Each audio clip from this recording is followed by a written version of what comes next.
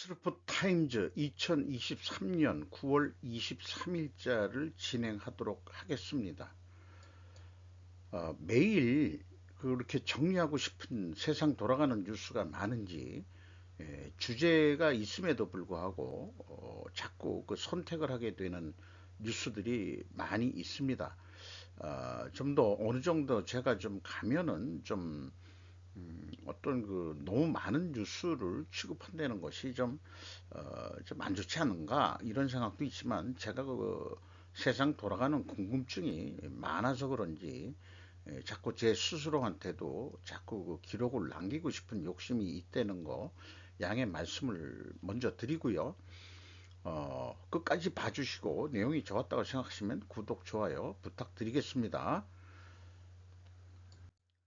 제가 그 백화점 상품권 배워보기라고 해서 현대백화점 했을 때 어떤 그 샘플을 한번 만들어 봤는데 그 밑에 것이 되겠습니다. 밑에 것이. 근데 아무리 생각해봐도 그 찜찜해요. 제가 뭐 회계 전문 출신도 아니고 조금 그 분계를 그 회계 분계라고 그러죠. 이것을 좀 더 좀 이해가 되도록 좀 해보고자 작업했던 건데 일단 그 이 현대백화점이 좀 헷갈리게 만들었던 것 같아요. 그 왜냐면은 그 상품권 자체를 뭐 계약자산 속에 뭐 집어넣기도 하고 또 따로 그 이 발행했을 때 계약 부채로도 또 인식하는 게 일부 있다. 일부는 선수금에도 집어넣는다. 뭐 이렇게 복잡해가지고 한번 그 상품권을 그 발행이 찍어놨을 때 이미 그 상품으로 인식을 한 거 아니냐. 실제 물리적인 상품 말고 종이 상품으로 별도로 실질적으로는 상품권이라고 표시할래는지는 모르겠어요. 자산 계정으로. 그러면은 상품권 부채로 이제 100만 원을 이렇게 그 상대 계정을 만듭니다. 그리고 이제 실질적으로 이제 어떤 기업체한테 상품권을 50만 원어치 팔았다. 그럼 매출이 50만 원이 일어나는데 실제 소비자가 와가지고 물건을 사갔다. 그러면은 그때 50만 원으로 제가 정리했는데 아니죠. 이익이 나야 되니까 상품 가격은 사실 40만 원짜리다. 그래서 상품권 부채가 실제 판매가 되고 그 다음에 소비자가 왔을 때 상품권 부채를 이때 이제 감소시키는 거로 부채는 왼쪽이 그 감소입니다. 요거는 또 상품은 자산의 감소는 또 오른쪽입니다. 이렇게 이제 분개를 해봤던 거예요. 그런데 에, 오류가 좀 있다고 저는 봅니다. 또 상품권 인쇄 시에 상품권을 재고 자산으로 인식하는 것은 또 바람직하지 않을 것 같기도 해요. 왜냐하면 인쇄만 해놓은 상태가 어떤 그 재산을 그 분계 처리한다는 게 회계 처리한다는 게 과연 바람직한 건지 또 발생주의도 아니지 않느냐. 발생주의란 말을 제가 유독 좀 애용하는 말인데 그래서 오늘 잠깐 좀 수정을 했습니다. 요것이 더 좀 깔끔하고도 그 좋은 것 같아요. 회계 전문가는 아니지만은 그래서 상품권을 인쇄했을 땐 말고 그거는 그냥 인쇄비만 나간 거죠. 상품권 현금 판매를 100만 원어치 했을 때 100만 원 현금이 들어오고 상품권 부채가 100만 원 발생이 됩니다. 그래서 상품권 소비자가 실제 사용을 하게 되면은 요때 상품권 부채가 그 50만 원 줄어들고 매출이 50만 원 발생이 되죠. 그러면은 10만 원 차이가 있죠. 상품은 40만 원짜리니까 상품의 감소 우측에다가 40만 원 쓰고 그러면 요 왼쪽이 뭐겠냐? 그러면은 이게 나중에 손익계산서에 월말 결산할 때 상품 매출원가로 집어넣어줘서 40만 원 해서 대차가 이렇게 190만 원으로 맞아 떨어져야 된다. 이런 거예요. 이런 그것을 하면서 제가 이런 생각을 해봤습니다. 이 회계라는 것이 좌우 분열을 조장하는 뇌 외부 세력들에게 쇠뇌되지 않고 항상 좌우대칭 균형적 사고방식을 훈련하는데 복식회계는 나름 도움을 줄 것이다. 우리가 보통 한 가지 쪽만 편향돼서 생각을 해요. 그리고 왼쪽에 뭐가 있는지 그것들을 잘 생각을 안 해준다 이거죠. 그래서 이건 상대적으로 대칭이 댁에서 균형이 이루어져야 되는 거기 때문에 회계라는 것은 복식북이라고도 얘기를 하죠. 이렇게 이 좌우가 맞아 떨어져야 된다. 이렇게 이제 말씀드릴 수 있겠습니다. 이게 회계만의 문제가 아니고 어떤 사회, 경제, 정치 이런 부분까지도 저는 좀 고려해서 드리는 말씀입니다. 아까 그 첫 화면이 그 미국의 그랜드 캐년 쪽에 어디 그런 건데 마치 그것이 사람 눈동자처럼 보였어요. 그래서 이 최근에 외눈박이 그 총리가 한 분 발생이 됐습니다. 독일의 그 숄츠 총리인데 말로는 조깅하다가 뭐 넘어져 가지고 여기를 갈군 모양이에요. 오른쪽을.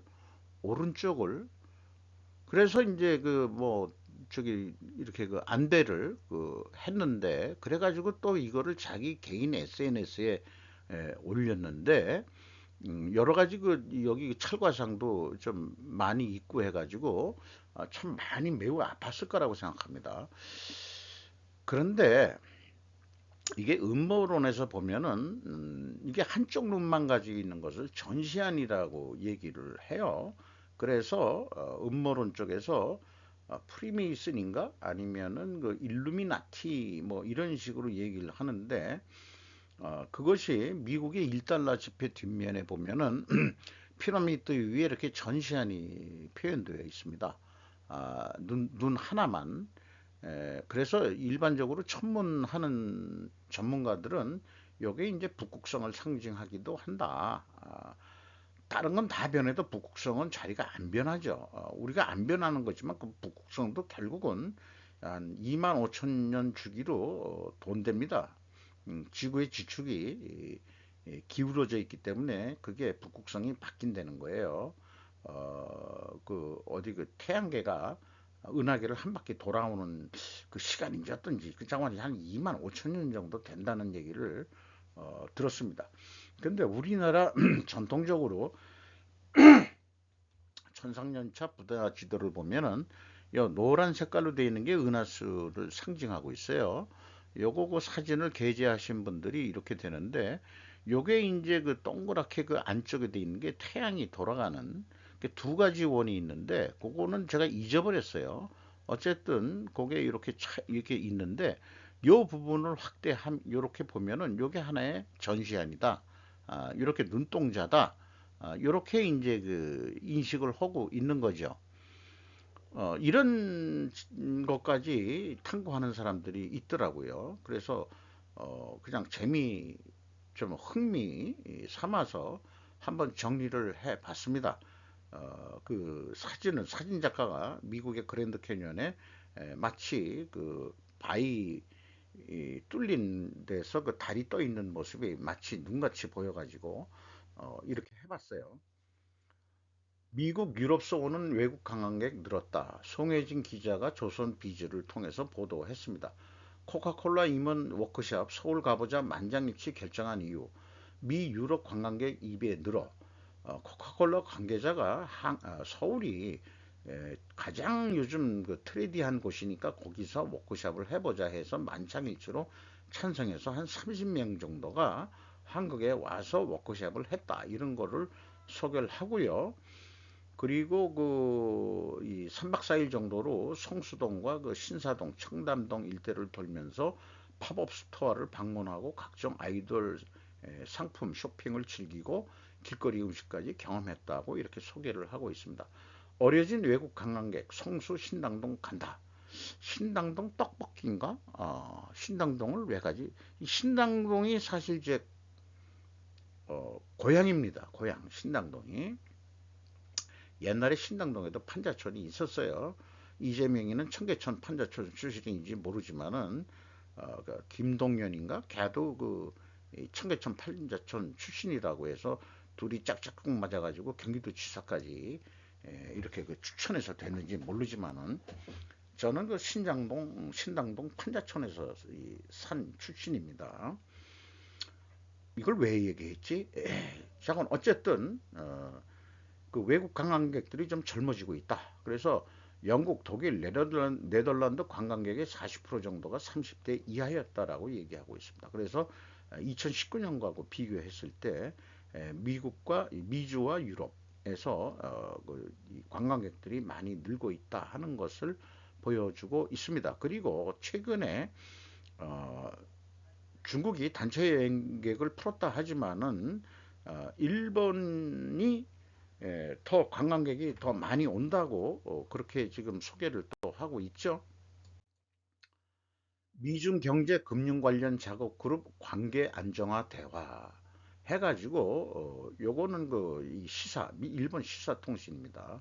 어, 이 11월에 그 미국 샌프란시스코에서 그 에이펙 회의가 열리는데 요때 어떻게 이제 시진핑 엉아가 와서 좀 우리 그 대화를 좀 해보자 해가지고 왕이 외교부장과 그다음에 또 뭐 셜리반이 어디 그 어디죠? 어디 그 저기 지중해 어디에서 그 비밀 회담을 갖고 뭐 이랬던 얘기고 재무부 장관 옐런 언니가 얘기하기는 우리가 좀 공정하고 건전한 경쟁을 좀 해보자 뭐 이런 식으로 얘기하는데 말로는 하면서 제가 느낌 같은 느낌으로는 중국 그 길들이기고 죽이는 작업 죽인다기보다도 건방 떨지 말고 우리 그냥 잘해봐 이런 것 같아요. 러시아에서도 그렇고 일본 뉴스인데 현 시점에서 정책 수정 시기로는 치기 못하고 이렇게 표현 번역이 됐는데 정책을 뭐 좀 저기 그 수정하는 시기로는 적절치가 못하고 일본 은행 총재가 그렇게 얘기를 했다는 겁니다. 어쨌든 1% 물가 목표를 지속적 안정적으로 실현하는 상황을 내다보지 못하고라고 지적을 했다. 그래서 지금 물가는 사실 더 오른 거로 알고 있는데 에, 이거를 어떻게 할 거냐? 그러면은 이제 일반적으로 물가 오르고 그러면 이제 금리를 올리고 뭐 이런 미국처럼 그런 거를 해야 되는데 아직 그런 걸 우리는 결정을 못 하겠다. 차, 일본 이 정치인이나 그 고급 그 관료 이런 사람들이 의사결정이 느린 이유는 일본의 어떤 특징처럼 보이고요. 그것 때문에 잃어버린 30년을 스스로들 당했다.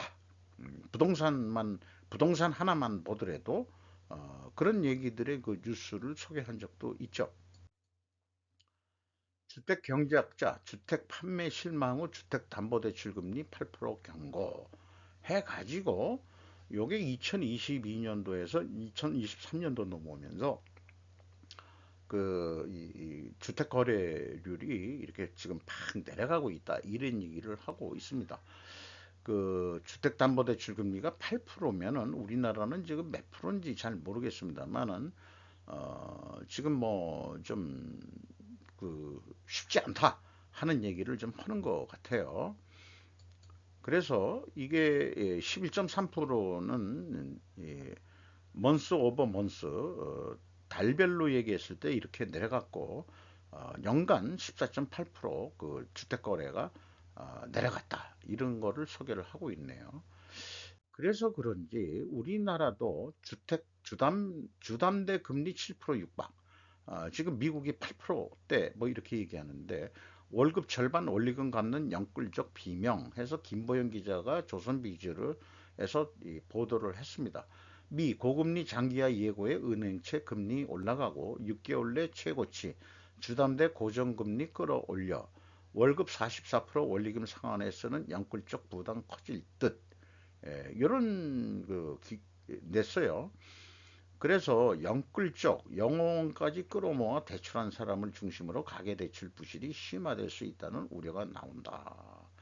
한국은행도 계속 그거를 걱정하고 있죠. 그런데 이제 정부 입장에서는 부동산 경기가 너무 침체가 되면은 이게 또 정권 유지 및 또 나중에 총선이 내년도에 있다고 그러는데 막 고심이 많고 어쩌고 저쩌고 그러니까 한국은행이 의도하는 거하고는 반대적인 정책을 내 가지고 뭐 뭐 젊은이들한테 싸게 뭐 준다든지 어쩌든지 문정권은 자관 뭐 27번인가 정책을 냈는데 다 실패했다는 평가가 있고 뭐 그렇습니다만은 저는 개인적으로 부동산 경기 활성화시키려고 노력하지 마라. 중국 저렇게 또 돌아가는 거 보고 또 그러보면은 우리가 너무나 지속적으로 인플레하고 경제 성장 이런 속에 그 습관이 돼 가지고 내려가는 꼴을 못 봐요. 내려가는 꼴을. 저는 부동산 경기가 내려가고 주택 가격이 더 내려가야 우리 젊은이들이 조금 노력해서라도 내가 집을 살 수 있다. 이런 게 있기 때문에 저는 주택 가격이 더 내려가야 된다. 저는 그렇게 개인적으로 주장하는 바입니다. 우리도 이 부동산 침체라기보다는 이 침체죠. 그 주택 가격이 내려가고 그런 식으로 해서 부동산이 그냥 어, 거주 개념의 부동산 취득이 돼야지 부동산만큼은 투기 대상이 돼서는 안 되지 않느냐. 말은 그렇게 했습니다만은 쉽지 않은 얘기겠죠. 네, 쉽지 않은 얘기입니다. 그러니까 어렵겠죠. 정치하시는 분들이나 정책 그 국토교통부 거기가 해당 그 주무 장관이죠. 원희룡 국토 해양부인가요? 예, 장관 좀 고생 좀 계속 하셔야지 어떡하겠어요. 그러나 저 개인적으로는 주택 가격이 계속 내려가기를 희망합니다. 지방은 많이 내려갔고 그 서울이 안 내려가는데 그게 물리적 현상으로 본다면은 돈이 있는 곳에 사람이 몰리게 돼 있고 그러면은 그 수요보다 공급이 떨어지면은 주택 가격은 또 올라가게 돼 있죠. 주택이보다도 우리는 주택하면은 이제는 아파트 이렇게 이제 인식이 되어 있으니까 그래서 위성도시도 많이 해가지고 위성도시도 싸다는 측면에서 갔다가 위성도시까지 이제 가격이 뭐 너무 올라가지고 젊은이들이 이제 아마 그 이 주택 사는 걸 포기하고 어, 그런 거 된 거 아니냐. 또 산 사람도 있겠지만은 그런 생각도 좀 들어가네요. 미국과 멕시코 국경을 넘나드는 이주민의 수는 계속 증가할 것으로 보입니다. 여기에 세 가지 이유가 있습니다. 캐서린 이 휴이세 CNN에서 보도를 했습니다.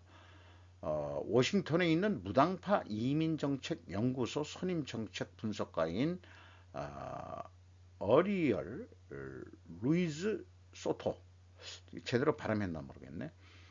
다리엔 갭을 건너는 이게 어떤 특정 지명인 모양입니다. 다리엔 갭. 그를 건너는 베네수엘라인들의 급격한 증가가 있었다. 베네수엘라가 석유가 나는 나라면서도 이 정치를 실패하는 바람에 인플레가 엄청 심하고 또 미국은 여행 가지 말라는 나라에 베네수엘라도 들어가고 그런 겁니다만 못 살겠다 하니까 못 살겠다 하면은 결국은 꾸역꾸역 그 올라와 가지고 어떻게 멕시코까지 와서 거기에서 어떻게 대기하고 있다가 미국으로 이렇게 넘어가는 어, 많은 이주자들이 멕시코에서 몇 달 동안 기다리고 있습니다. 그 다음에 멕시코 이주민 수 눈에 띄게 증가했다. 이런 세 가지 요인을 설명하고 있습니다. 또한 멕시코의 특정 지역에서 폭력이 증가한 것도 더 많은 이주를 부추겼습니다. 멕시코의 그 폭력이란 것은 아마도 제가 생각할 때는 마약 그 카르텔 이런 쪽으로 해서 요즘 마약 카르텔들이 무장한 힘이 어마무시하다고 그러죠. 어떤 경우에는 잠수함까지 사가지고 마약 운송을 한다 하는 얘기도 듣기도 했습니다. 톰이다 2천억 넘는다에서도 높게 느끼지 않는 대단함의 본질이라는 제목과 라면 천액의 벽 넘어선 가게에 공통되는 것. 에, 이렇게 비싸도 팔릴 수 있다. 이런 얘기의 제목인 것 같아요. 도쿄 상공 리서치에 따르면 2023년 1월에서 8월에 라면 가게의 도산, 부채 1,000만 원 이상이 28건, 동년 대비 250% 증가했다. 전년 동기의 3.5배로 큰 폭으로 늘어난 것으로 나타났다. 라면 가게가 파산했다 이런 얘기예요. 문을 닫았다, 폐업했다 이런 얘기고, 그 원인이 원자재 급등, 밀가루 가격 뭐 이런 거겠죠. 수도 광열비 문제 직면하고 있다. 수도 광열비가 전기료도 일본이 좀 내렸다고 그러고, 딴 뉴스에서는 그런 얘기도 나왔는데, 가스료도 좀 내리고 했대는데, 그럼에도 불구하고 이 영업을 계속할 수 없는 라면 가게가 늘고 있다.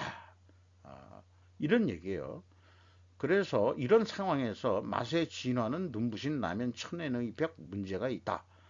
예약제 고가격대에서 라면을 즐기고 가는 즐기는 가게가 있다. 그런 뜻이겠죠. 면만 해도 최상급 최고의 한 잔.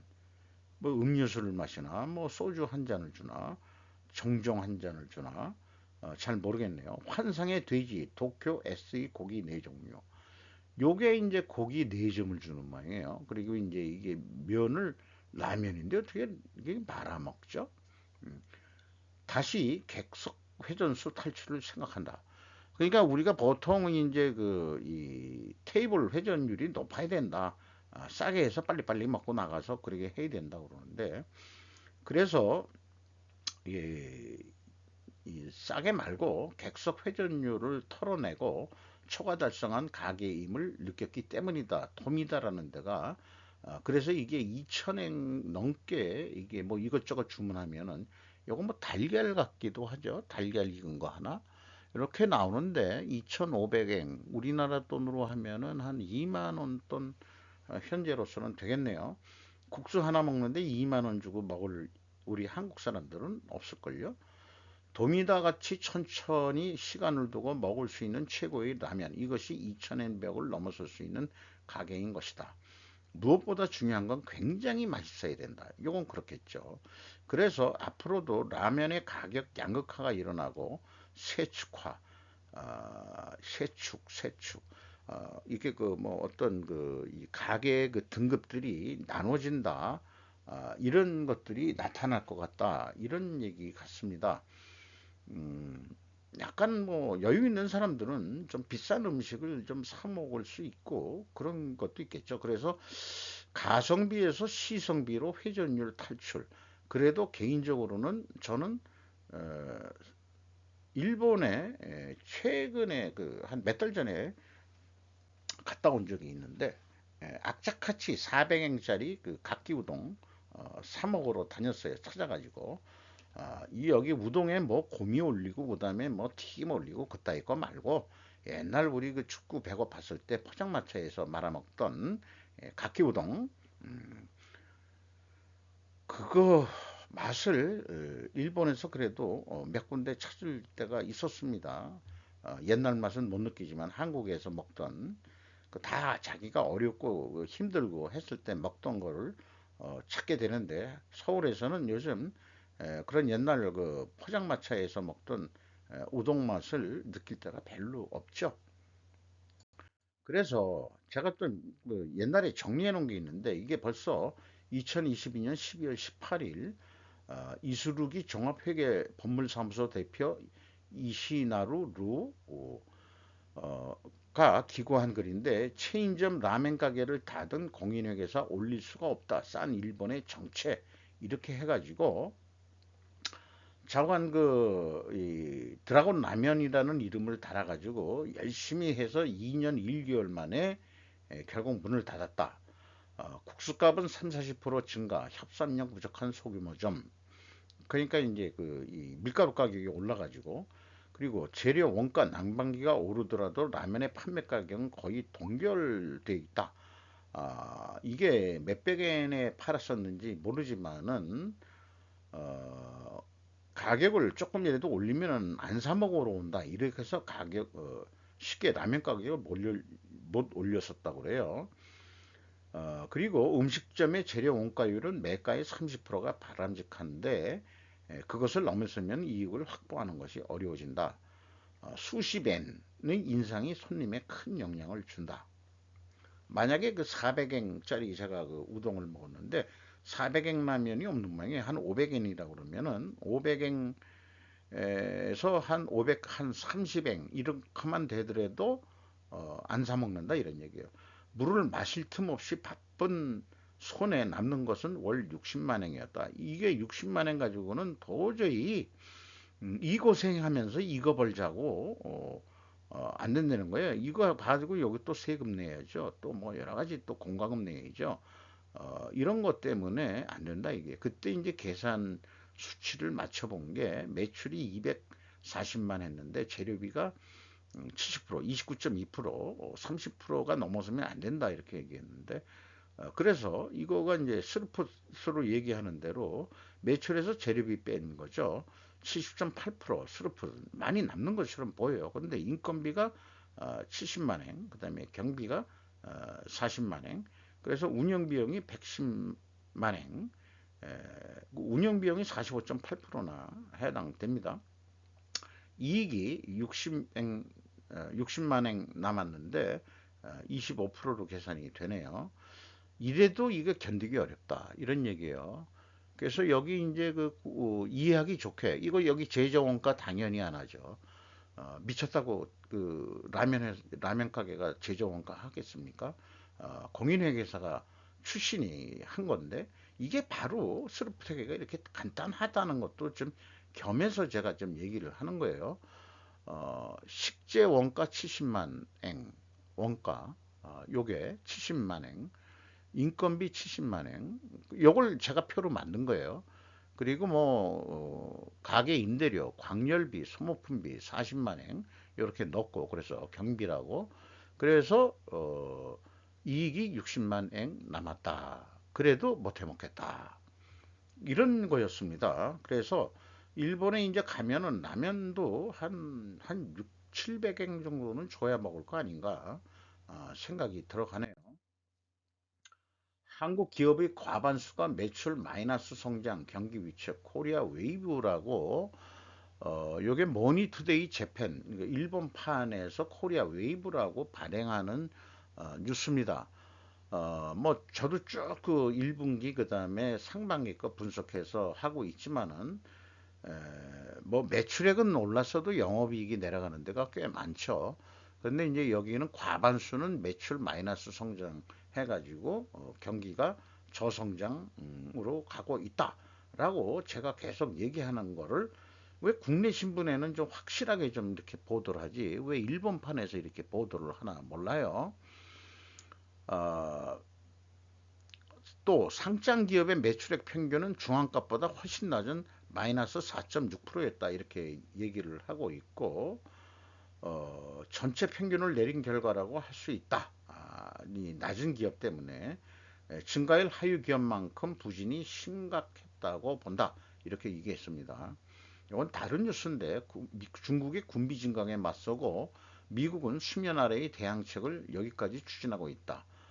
커리어 재팬에서 보도한 건데 뭐냐 2차 대전 냉전 시대 때 미국이 뭘 했냐고 그러면은 그, 여기 해저 첩보 프로그램을 했답니다. 무슨 케이블 가지고 어떻게 한다는 것만인데 로이터 통신이 미국이 중국에 맞설 그런 거로서 첩보 프로그램, 해저 첩보 프로그램을 부활시키고 있다. 이렇게 소개를 하고 있습니다.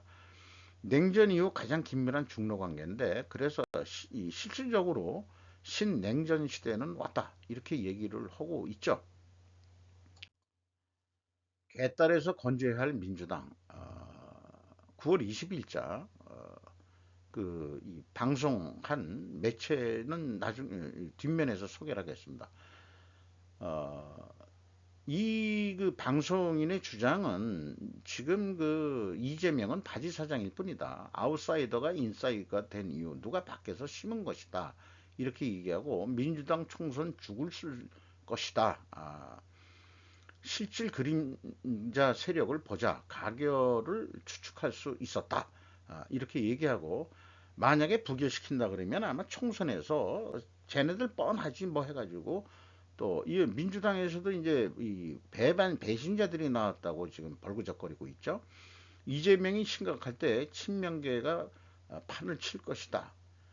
왜냐하면 선거에 이기기 위해서 뒤통수라는 제목으로도 했는데 문재인 단식 20일째 이재명 병원과 결기 보충 충분히 보였다. 단식 만료했다. 이런 얘기인데 이게 그 9월 19일자고요. 이렇게 위문하는 거. 그런데 그 다음 날 20일 날 자녀 입시비리 정경심 가석방 허가 27일 풀려난다. 윤 정권의 선물 아니겠느냐 이런 얘기를 하고요. 요거는 목루 동심 파괴라고 이렇게 그 심벌을 얘기하는데 아까 그 첫 번에 얘기했듯이 이 동심 파괴도 그 전시안을 자기네들 심벌로 하고 있습니다.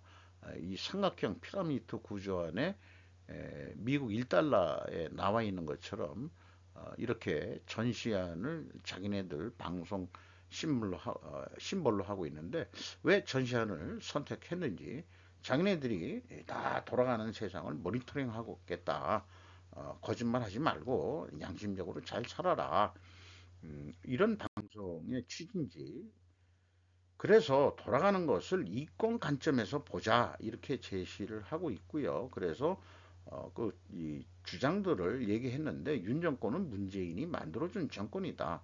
어, 증거가 없으니까 소설이라고 본인도 얘기를 하는데 그러나 추미애가 말했다. 문재인은 추미애를 강제로 법무장관에서 내려오게 한 것이다라는 식으로 추미애도 표현을 했습니다. 조국의 문제는 사실상 대극 선국이 문제고 여기에 초점을 맞춰야 되는데 계속 시선 돌리기 자녀 입시 부정으로만 애꿎은 그 딸내미 그 조민만 가지고 뉴스에서 하기 때문에 이게 완전히 그 시선 돌리기 아니냐 이런 거고요.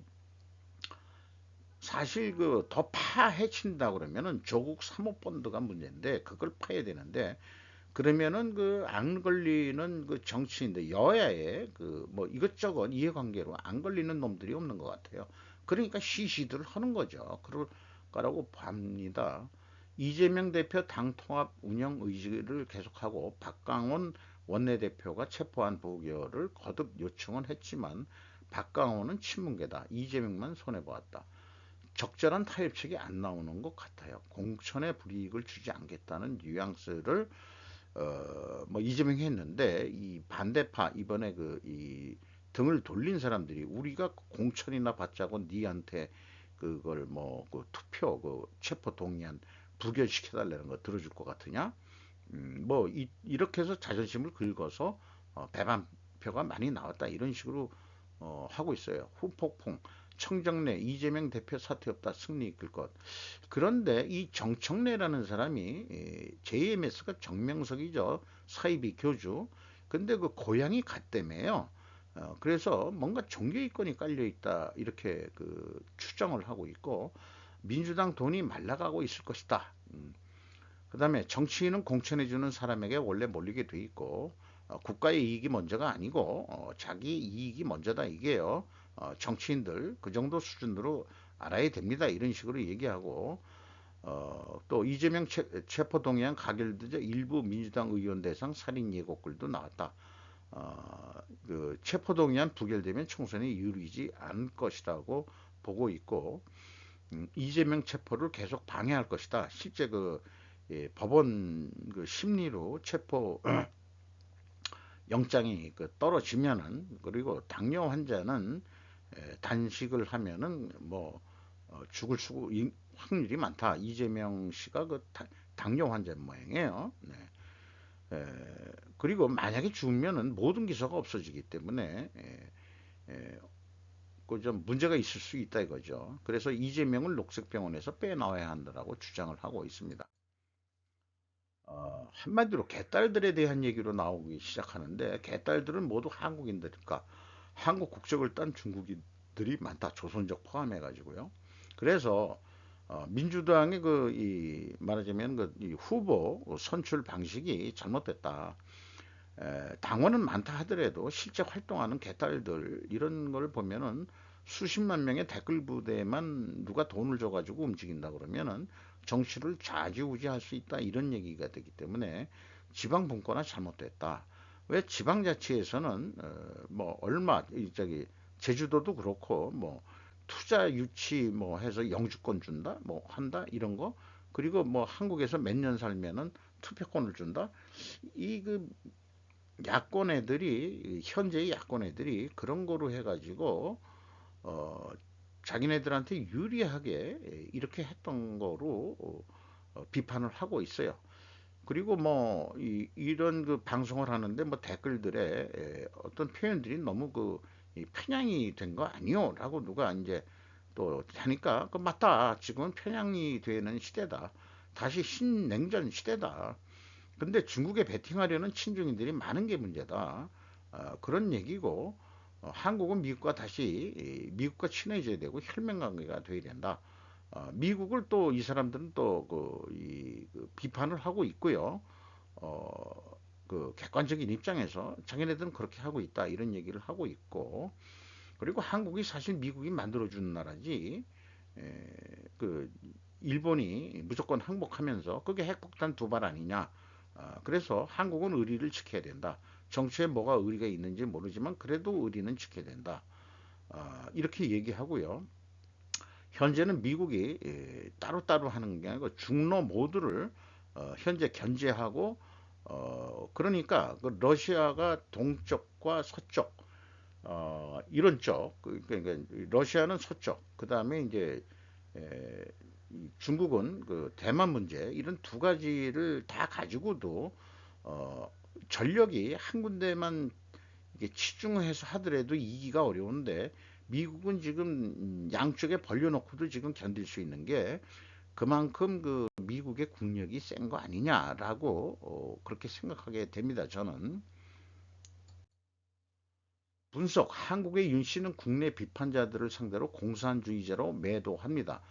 로이터 통신인데 이 기자 이름이 이면수야. 그래서 이게 만약에 외국인이 썼다 그러면은 조금 제가 객관성을 부여하려고 그랬는데 이 사람이 약간 그 레포트적인 내용으로 쭉 했습니다. 무조건 진보 세력을 공산주의 전체주의적이고 반국가적인 세력이라고 낙인 찍는 발언들을 했다. 그리고 서섹스 대 케빈 그레이 교수 이 사람이 또 어떤 경향이 있는 사람인지는 몰라도 이 사람 교수의 말을 인용했다고 그게 옳은 얘기가 아닐 거고 한국의 대중적인 의견과 국제적으로 추구되고 있는 것 사이에 간격이 증가하고 있다는 점에서 윤 씨에게 정당성에 문제가 있다 이렇게 얘기까지 하고 있습니다. 그는 사람들을 선택하려는 것이 아니고 야당을 어떻게든 반국가적이고 공산주의적인 전체주의 세력으로 분류 접근하는 것을 취하기로 결정했습니다. 라고 단정을 해버리고 있네요. 이런 게 정치 기사인가요? 이 이면수라는 사람이 어떤 사람인지 모르지만은 공산주의 전체주의 세력은 민주주의 운동가, 인권 옹호자, 진보 운동가로 위장했습니다라고 광복절 때 또 윤 대통령이 얘기한 거를 또 비치면서 얘기를 했고요. 어, 아무래도 그 윤 대통령의 부친이 뉴라이트 운동과 관련돼 있었기 때문에 부친의 영향도 받았지 않았었겠냐 이런 얘기까지 보도를 냈습니다. 로이터가 오히려 내부 분열을 조장하는 듯한 보도라고 생각하게 된다. 우리나라가 뭔가 똘똘 뭉쳐가지고 하면은 부려먹기 어려우니까 계속해서 내부 분열을 일으키는 게 외부 세력도 그럴 수 있는 거 아니냐. 내부에서도 그렇게 획책하는 것도 있지만 그래서 한국 국민들이 정치에 대해서 환멸을 느끼게끔 만들어 가지고 자기네들이 국민들이 그 정치의 신경을 뭐 개나 소나 이렇게 해가지고 누구다 측다 뭐 해가지고 쉽게 정권을 잡아가지고 대한민국을 좌지우지해서 지들 대대손손 배불리 잘 먹고 살려는 놈들이 많은 것 같다 이런 취지로 설명을 하면 되겠네요. 반중 친미를 이 사람은 계속 강조했었는데 김정민 박사라고 몽골 박사라고 스스로 얘기하고 있습니다. 푸틴이 김정은보다 먼저 도착했다. 로 우주기지서 만남 북중러 대 한미일 요런 그 옛날에 그 우스리 스키 섬의 그 분쟁이 러시아하고도 있었죠. 근데 이번에 하바롭스키가 바로 요게 또 있다는 거예요. 그래서 어, 여기도 그 매우 그 중요한 지역인데 여기 뭐 전투기 공장도 있고 뭐 그랬다고 하잖아요. 근데 이번에 얘기가 된 것은 좀 더 이게 중국이 확실히 그 선을 긋 모양입니다. 네. 그리고 세계주의자들의 어젠다를 말하는 윤 대통령 연설 해가지고 계속해서 자유, 평등 뭐 이런 거를 얘기를 하고 있죠.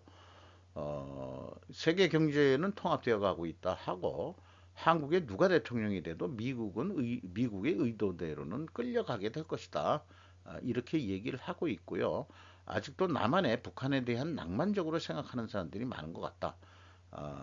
그래서 현재 자기가 생각할 때는 글로벌 어젠다를 이행하겠다는 사람이 대통령이 될 것이다. 적화된 노조 세력을 척결할 때도 되었다. 라고 소개를 하고 있습니다. 이것은 그 우스리스크 그 섬에 확실하게 이번에 그 선을 그어서 이렇게 그 섬을 양분해서 나누는 거로 요게 아까 그 우스리스크였나요? 그 거기였죠? 우스리스크가 아니고 여기 무슨 에, 도시 있었죠? 도시 철도역이 있는데 여기까지 중국이 여기까지였는데 요만큼 이제 다시 뺏었다. 그런 얘기입니다.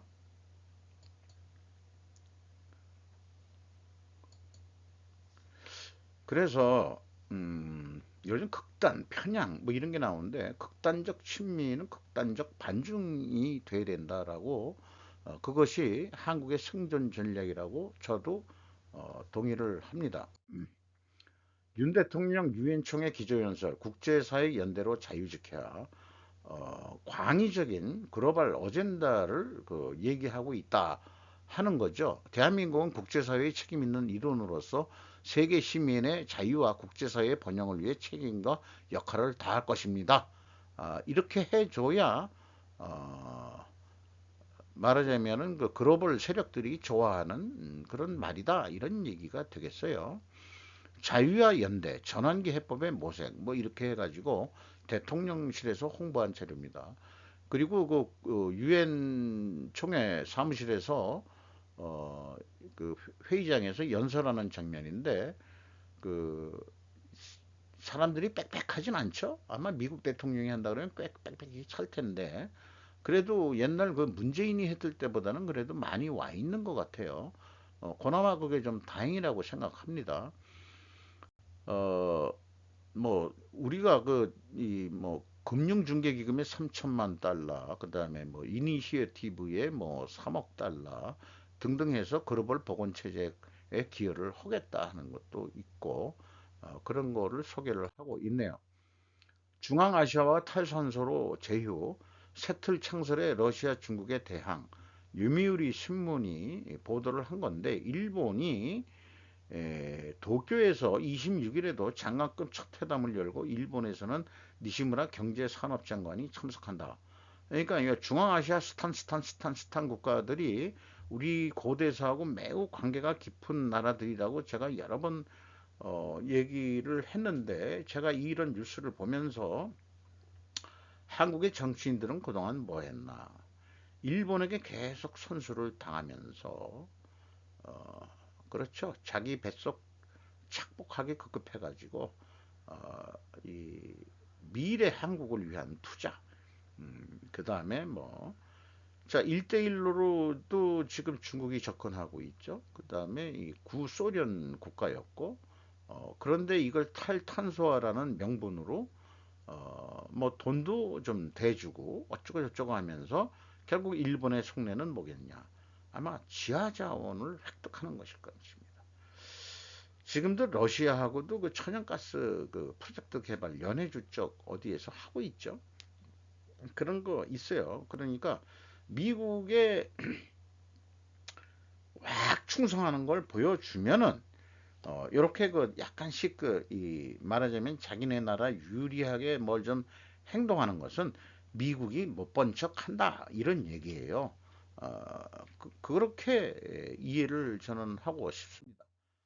용서받지 못한 자라고 일본 영화지만은 이상일 감독이라고 우리나라 감독이 그 그린트 이스트의 동명의 1992년작을 리메이크한 작품 어, 작품이다 이렇게 얘기하고 있고 여기 그 쭉 한번 그 제18회 부산국제영화제에서 소개한 그런 글을 가져왔고요.